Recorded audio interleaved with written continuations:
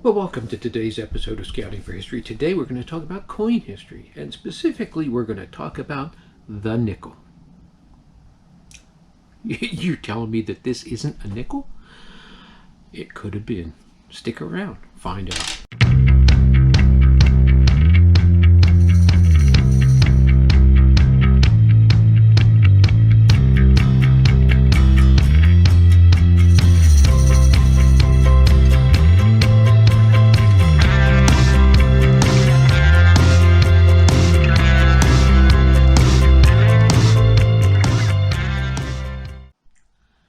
So today when people talk about a nickel, they mean a 5-cent shiny coin like this, but it wasn't always the case.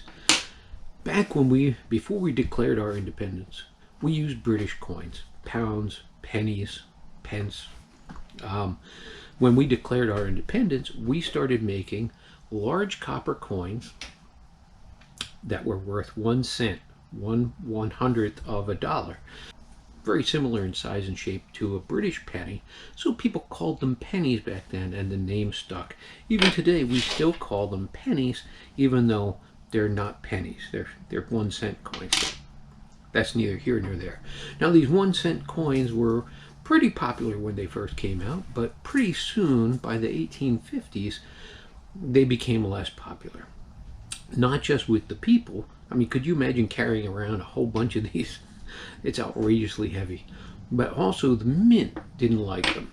They're so big and they're pure copper, they got to be too expensive. So by the 1850s, plans were underway to change the 1 cent coin. So from 1856 up until 1864, the design changed to be a much smaller coin, but instead of being pure copper, it was 88% copper mixed with 12% nickel. Today we call them Flying Eagles and Fatty Indians, but back then people called them different names. Some people called them small cents because, well, you can see why they called them small cents. Some people called them white cents because they were lighter in color because of the nickel content. But most people at the time called them nickels. Now they were called this because these were the first coins made by the mint that used nickel, and so the name nickel stuck for a while. Now they stopped making them in 1864, and in 1865 the mint started making a 3-cent coin that was made out of 75% copper and 25% nickel. Now we already had a 3-cent silver coin, so why did they make this one? Well, during the Civil War on the East Coast, people were hoarding silver coins and gold coins, and so there was a shortage of small coinage for use in business. So they made these 3-cent nickels, as they became known. The silver ones were called the trime, but they made these for the East Coast, and the silver ones were for the West Coast. They made them at the same time up until the late 1870s. They made both of them. Now, that was 1865. They started making the 3-cent nickel. In 1866, because that was so popular and did so well and wasn't being hoarded, the mint released a 5-cent coin out of 75% copper, 25% nickel, and they called that the 5-cent nickel. Now, again, just like the 3-cent coin, there was already a 5-cent silver coin that had been around since the beginning of the United States. This 5-cent silver coin was imaginatively called the half dime.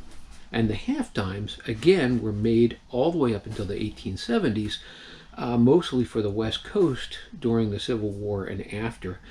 And the nickel 5-cent piece was made for the East Coast to prevent hoarding. And so for a number of years, there were nickels, which were the 1-cent Indians, there were 3-cent nickels, and there were 5-cent nickels in circulation, and that's what people called them. Now the 3-cent coin went away in the 1870s. The 1-cent nickel stopped being made in 1864, and eventually over time the only one left was the 5-cent nickel, and that's why today we know that as the nickel. The other coins went away, and so did the names. It's funny how the penny sticks, but the nickel becomes the new nickel. There you go. Today's lesson in coin history. Hope you enjoyed it. See you on the next one.